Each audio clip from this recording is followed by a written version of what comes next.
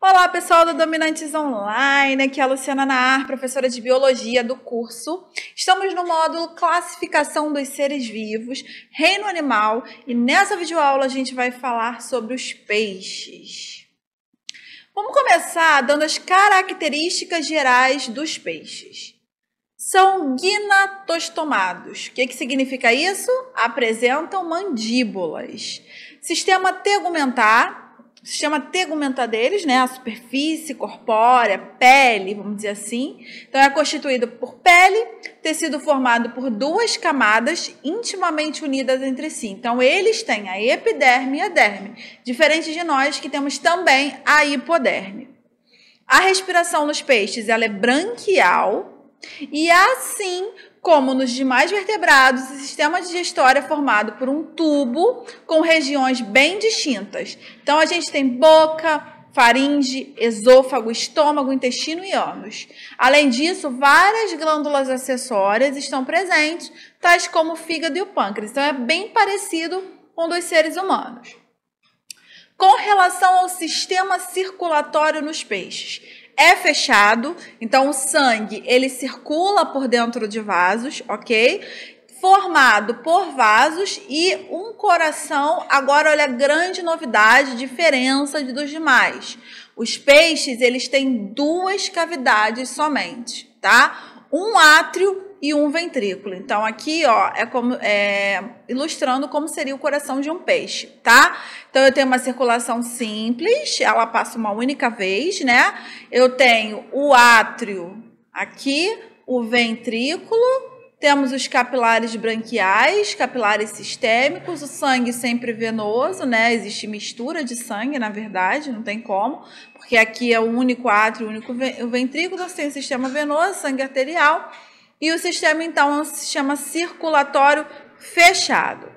Então, como eu disse, a circulação é simples, o sangue passa uma única vez pelo coração a cada ciclo que ele faz pelo corpo, né? E ela é completa, tá? Não temos a mistura de sangue arterial no animal. Então, é como eu falei, ó, aqui passa o sangue venoso, aqui tem o sangue arterial, como é um único átrio, um único ventrículo, ela vai chegar venoso, vai sair arterial, o qual ele recebe e impulsiona, então, apenas o sangue venoso, que é pobre em oxigênio. O sistema excretor, né, formado basicamente pelas mesmas estruturas presentes em todos os vertebrados. Então, eu tenho um rim, né, na verdade, dois rins, tenho os ureteres e tenho a bexiga urinária.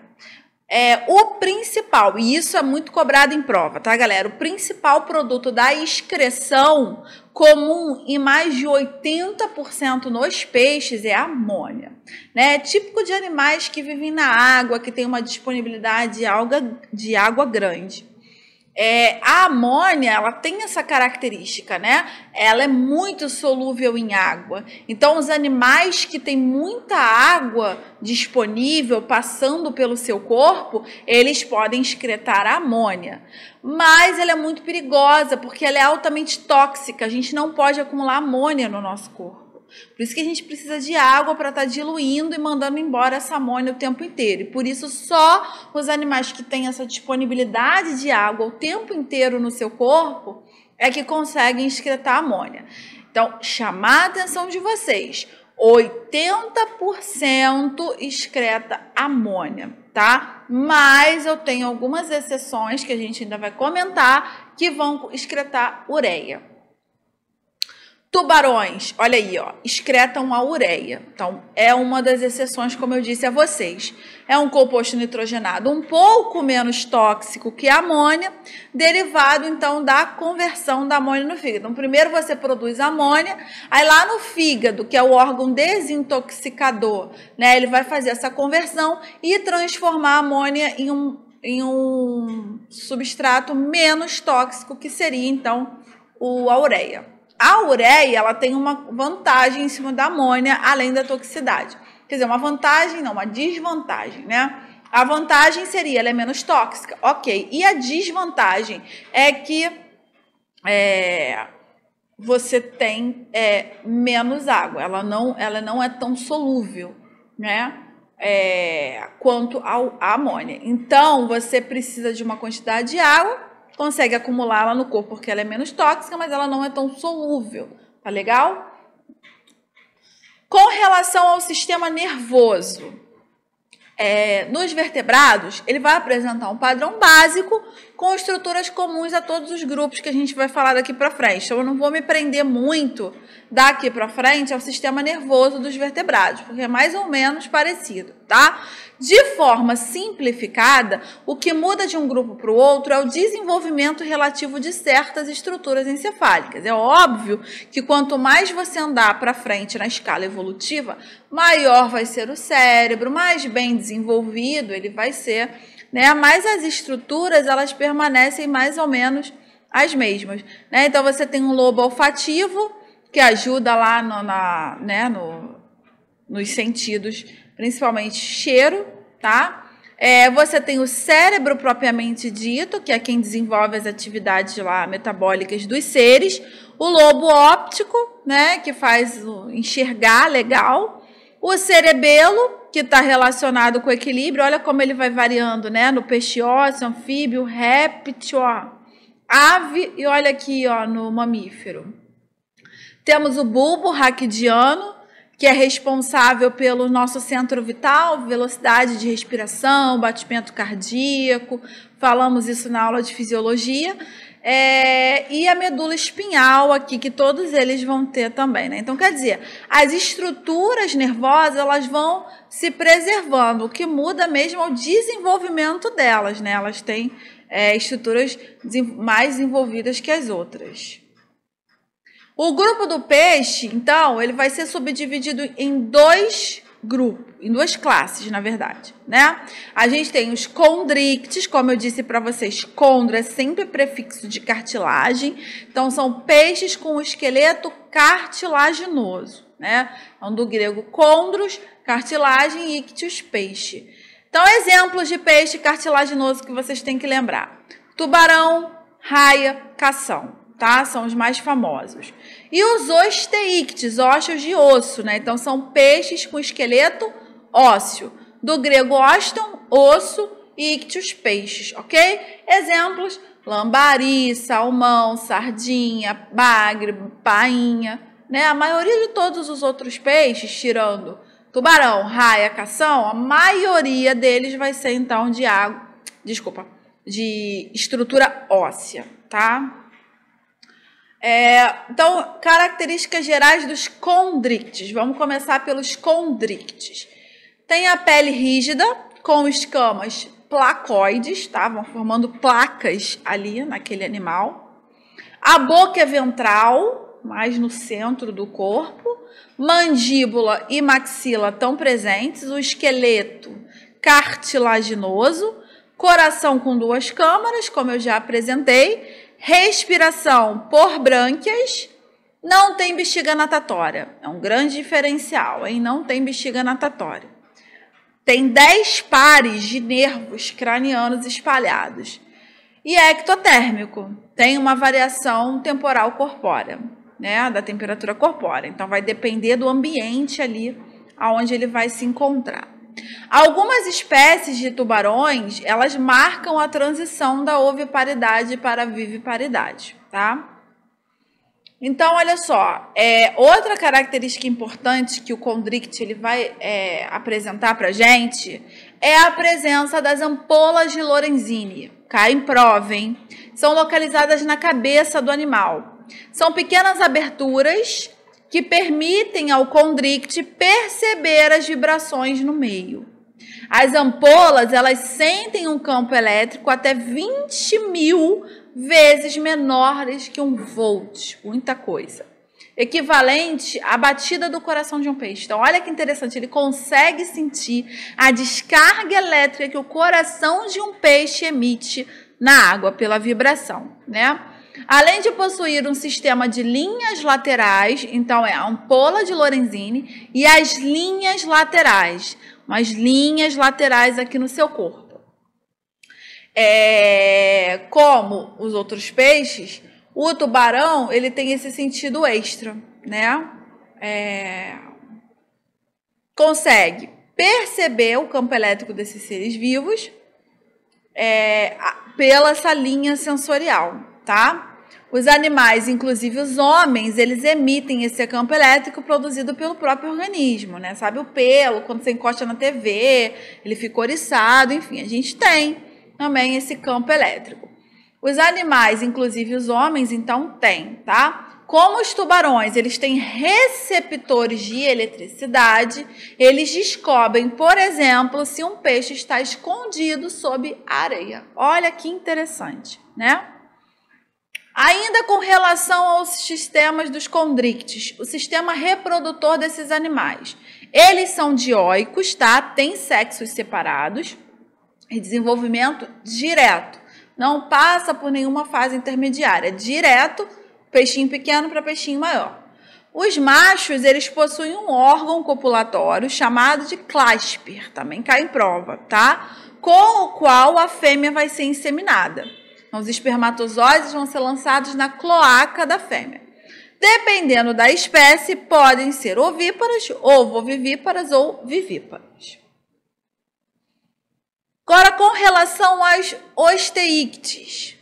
Os osteíctes, eles têm pele com muitas glândulas e mucosas com presença ou não das escamas, que são finas e flexíveis.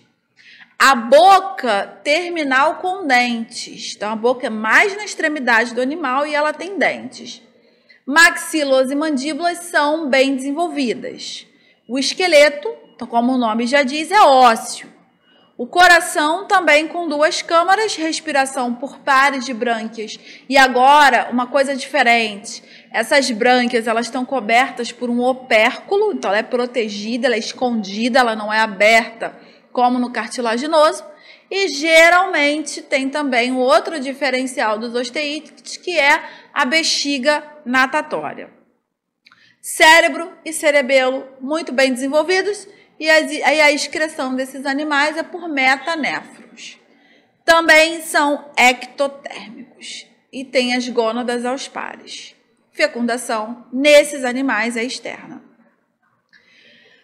Dentro do grupo de peixes ósseos, a gente divide em actinoperígios, dipnoicos e sarcopterígios. As características que a gente vem estudando até agora, elas são apresentadas principalmente pelo primeiro, tá? Que são os actinoperígios, essas características gerais que eu fui dando para vocês. Além desse grupo, então, esses peixes ósseos, eles têm o dipnoico e os sarcopterígios. Vamos falar um pouquinho dos dois. É o que tem de diferente dos dois, já que eu falei que o que eu falei até agora se encaixava mais com o actinopterígios. Vamos começar pelos dipnoicos ou pulmonados, né? São peixes que, além das brânquias, utilizam a bexiga natatória como um órgão acessório da respiração. Então, por isso que remete um pulmão, né? Quando o oxigênio na água está muito escasso, o animal retira esse gás do ar, graças a essa bexiga natatória. Quem faz isso, professor? Um exemplo muito famoso é a piramboia que vive na Amazônia. E os peixes sarcopterígeos, o que eles têm de interessante? O que eles têm de diferente para diferenciar, né? Eles possuem nadadeiras lobadas. Então, a nadadeira é mais na forma de lobos, né? Ao contrário das raiadas, que são mais comuns. Esse grupo ele era tido como extinto até a década de 1930, quando um exemplar foi encontrado no mar da ilha de Madagascar, preservado, e aí deu continuidade, né?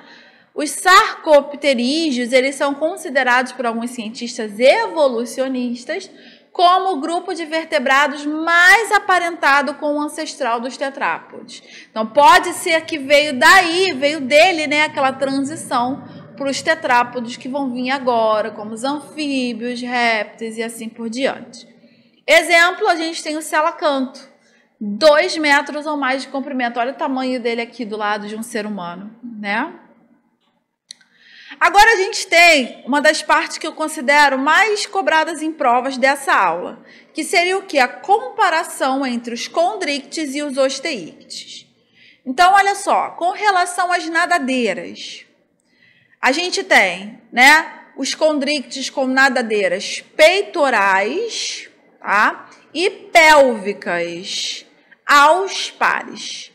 Caudal e dorsal é ímpar. Então, o caudal e o dorsal é uma única nadadeira, tá? Agora, a pélvica e a peitoral a gente tem dos dois lados. Caudal aqui, ó, nadadeira caudal. E aí, os osteíctes? Nos osteíctes, a principal diferença é a presença de uma nadadeira anal. A gente tem aqui. Agora, uma observação importante também, né? Que é legal a gente aprender os termos técnicos. A palavra barbatana, que a gente usa bastante, ela é incorreta, tá? O correto é a gente chamar mesmo de nadadeira. Então, a gente coloca barbatana muitas vezes, né? Mas o certo são nadadeiras mesmo. Então, os osteíctes, eles têm essa aqui a mais, tá legal? Com relação às fendas branquiais, os condrictes, eles têm 5 pares de fendas branquiais. Vou contar aqui no bracinho, ó. 1, 2, 3, 4, 5. Olha lá, as 5 fendas branquiais, tá? Olha lá. Com relação aos condrictes, a gente tem apenas 4 pares de arcos branquiais que estão recobertos pelo que eu chamei de opérculo agora há pouco com vocês, né? Então, 1, 2, 3, 4, recobertos. Você está vendo que o cara tem que levantar o opérculo dele para a gente ver, para a gente enxergar essas barbatanas. Posição da boca. Então, nos condrictes, a boca é ventral, mais aqui para o centro do corpo, né? Enquanto que nos osteíctes é bem aqui na região terminal mesmo. Com relação às escamas, condrictes tem escamas em formas de placas, tá? Escamas placoides, tem origem dérmica e epidérmica. Enquanto que as escamas nos osteíctes são cicloides, vão apresentando uns ciclozinhos aqui, tá? A origem, ela é dérmica somente, enquanto a outra é epidérmica e dérmica. Com relação às estruturas e flutuação, os condrictes, eles, para facilitar, eles têm um esqueleto cartilaginoso, então é mais leve do que o ósseo, e um fígado contendo óleo, já viram óleo de peixe, né? Bem, óleo de tubarão, ômega 6, vários tipos de óleos ali, para reduzir a densidade desses animais na água, tá legal? E os osteíctes, o que eles têm? Uma bexiga natatória, que é um órgão que vai regular a profundidade do peixe na coluna de água, conforme a quantidade relativa de ar que preenche o volume dessa vesícula. Ela também, em alguns casos, como eu falei para vocês anteriormente, pode atuar como um órgão acessório da respiração. Então, é isso. Se eu quero flutuar, se eu quero subir, eu vou encher a bexiga natatória de ar, vou ficar mais leve, vou subir. Se eu quero descer, afundar, eu vou esvaziar essa bexiga natatória de ar, vou ficar mais pesado, vou conseguir descer. Dessa maneira, então, eu consigo realizar a flutuação na água nos peixes ósseos. Tá legal? Então, galera, dentro de peixe, os assuntos mais cobrados, eles foram, então, indicados nessa videoaula que vocês assistiram, tá? Então, saber a diferença entre o peixe cartilaginoso e um peixe ósseo, saber exemplares dos dois e saber a diferença, como eu mostrei agora, de cada estruturazinha, é o que é realmente pedido nas questões pra gente, tá legal? Obrigada pela atenção, até a próxima videoaula.